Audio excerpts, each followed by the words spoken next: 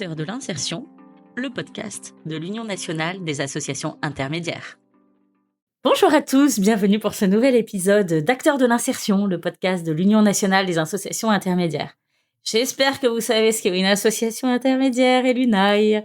Sinon, je vous reporte à l'épisode 0, 1 minute 30 pour tout comprendre. Et comme ça, on va tout de suite dans le vif du sujet avec Joël, que j'ai la chance de rencontrer aujourd'hui. Bonjour Joël. Bonjour Rose. Alors Joël, tu viens de quelle AI? Alors moi je suis issue de Partego. Partego c'est un ensemblier et concernant l'AI c'est FR Service. Et donc Partego qui se situe En Meurthe-et-Moselle. Alors la Meurthe-et-Moselle dans le Grand Est, pour ceux qui ne sont pas très bons en géographie, et notamment à Nancy. Tout à fait. Si je ne m'abuse. Alors comment est-ce que tu es arrivée chez Partego? Est-ce que tu peux nous raconter ton parcours? Alors mon parcours, moi je suis issue du commerce, donc au-delà de bonne quinzaine d'années, donc j'ai fait le choix de me reconvertir professionnellement. J'ai établi un bilan de compétences pour découvrir le métier de conseiller en insertion professionnelle. Donc, j'ai enchaîné l'action de formation avec l'AFPA à l'AXOUF et j'ai effectué déjà mes premières périodes de stage au sein de Partego. Donc, j'avais découvert Partego grâce à la formation. Et chance pour moi, un poste s'est ouvert 2 ans après la fin de ma formation. Je me suis représentée au sein de Partego et donc j'ai obtenu le poste pour démarrer en 2016 au sein de Partego. Donc, Et en tant que, à ce moment-là? En tant que conseillère en insertion professionnelle. Donc, Partego, il faut savoir que le siège, effectivement, est à Nancy, mais on est découpé sur différentes antennes. Et donc, j'ai intégré l'antenne de Vézelise. D'accord. Toujours dans le 54. Combien d'antennes pour Partego? Partego compte 8 antennes sur le département de la Meurthe-et-Moselle, donc sur tout le sud de la Meurthe-et-Moselle. Donc, on a le siège à Nancy, on a une antenne à Laxou, une antenne à Séchamps, une antenne à Dombasle, une antenne à Toul, Lunéville, Blamont. Je vous avais dit qu'on révisait la géographie quand on écoute les AI. Et donc aujourd'hui, quel est ton rôle? Et aujourd'hui, donc, j'ai intégré le siège, donc depuis 2018, où j'ai intégré plutôt la partie ETTI, donc spécifique vraiment intérim, en tant que toujours conseillère en insertion professionnelle et coordinatrice des services. Jusqu'à récemment, septembre 2024, où là, j'ai intégré vraiment le poste de responsable de secteur, où on m'a détachée de la partie de conseiller en insertion professionnelle. Donc actuellement, j'œuvre beaucoup plus sur la partie terrain à appuyer les équipes, donc dans les aider dans leur développement sur le territoire, à leur niveau à elles, mais au niveau supérieur, donc pour répondre aux besoins de Partego et couvrir les besoins de Partego. Et alors concrètement, quel type de tâche est-ce que tu fais? À quoi ressemble une de tes journées en tant que coordinatrice? Alors, le type de tâche journalier, donc ça peut être en urgence, devoir aller en antenne renforcer l'équipe, donc si absence ou autre, ou si besoin, soutenir l'équipe au niveau des réunions partenaires, prescripteurs, financeurs, donc m'y rendre aussi. Donc remplacer un peu tout type de poste. Voilà. Donc tu peux être un jour plutôt chargé d'insertion, le lendemain plutôt sur la mise à disposition, le lendemain sur une réunion Voilà, avec France Travail, par exemple. Voilà, tout à fait. Donc il faut maîtriser un peu tous les sujets. Il faut maîtriser tous les sujets, il faut maîtriser la législation concernant, puisqu'on est un ensemblier, donc concernant l'AI, concernant le TTI. Donc il y a aussi la partie de la veille, puisqu'il faut faire beaucoup de veille pour être à jour dans les informations, les nouveautés, les mises à jour au niveau gouvernemental.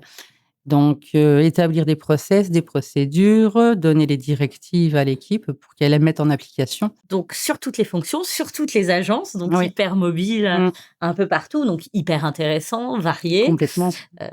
On sait pas le matin ce qu'on va faire de notre journée.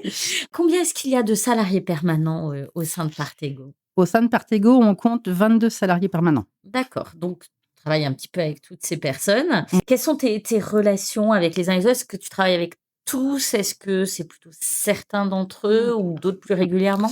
Alors, donc en fait, je travaille régulièrement directement déjà avec mon directeur, monsieur Ollery, donc puisque c'est mon N+1. Que nous saluons. Bonjour Thomas. Et je travaille avec certaines personnes de l'équipe, puisqu'en fait, j'ai une homologue aussi sur la partie responsabilité qui on a découpé en fait nos antennes en 2 territoires. Donc, qui elle va s'occuper de son territoire, donc pour partie, et moi de l'autre territoire.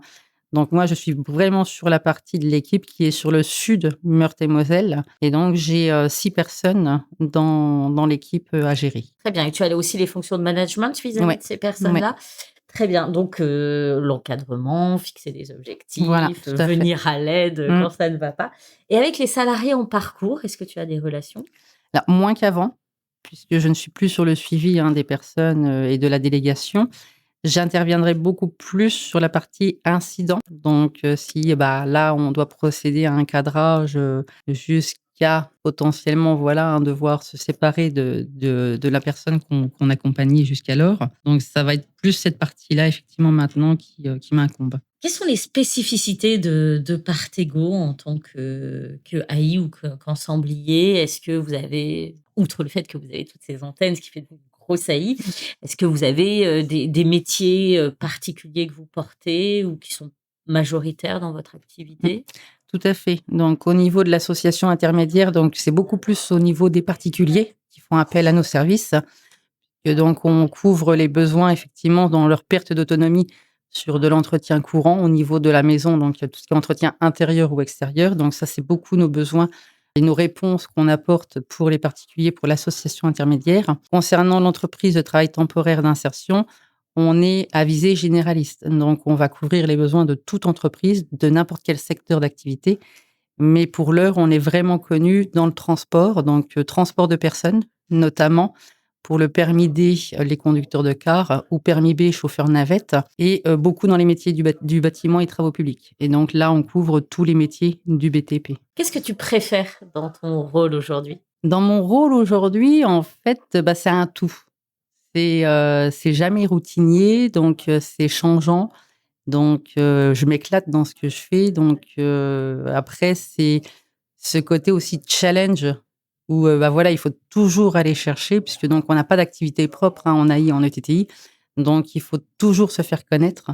Donc et toujours, bah, voilà, sortir et faire la rencontre. On œuvre pour les personnes qu'on accompagne, donc mettre vraiment et avoir tous les outils nécessaires pour répondre à cette exigence-là qu'on se donne.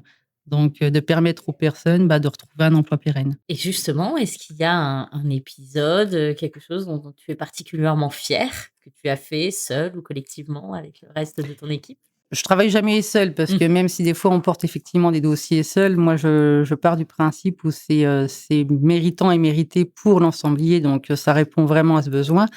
Où, bah, là régulièrement et ça fait déjà depuis plus de 15 ans, on met régulièrement des actions de formation spécifiques au métier de conducteur-conductrice de car pour répondre aux besoins d'un de nos clients qui, bah, à force de lui montrer la qualité de notre recrutement et de notre positionnement sur cette action et on prend vraiment ça à cœur. On a réalisé 3 années de suite 100 de réussite pour les gens formés. Donc ça veut dire que sur des groupes de 8-10 personnes, donc ça on va dire sur ces 3 années-là, ça fait 30 personnes qui ont été formées à ce métier où, à l'issue de la formation, on a eu 100 de réussite, sur l'obtention du titre. L'engagement tenu, c'est qu'on les délègue en mission d'intérim pendant 6 mois jusqu'à signature du CDI. Donc la réussite, elle est là, c'est quand, le signature du CDI est amené par l'entreprise et que le salarié, bah, on a fait le parcours, le concernant. On arrive déjà petit à petit à la fin de cet entretien, ça passe vite.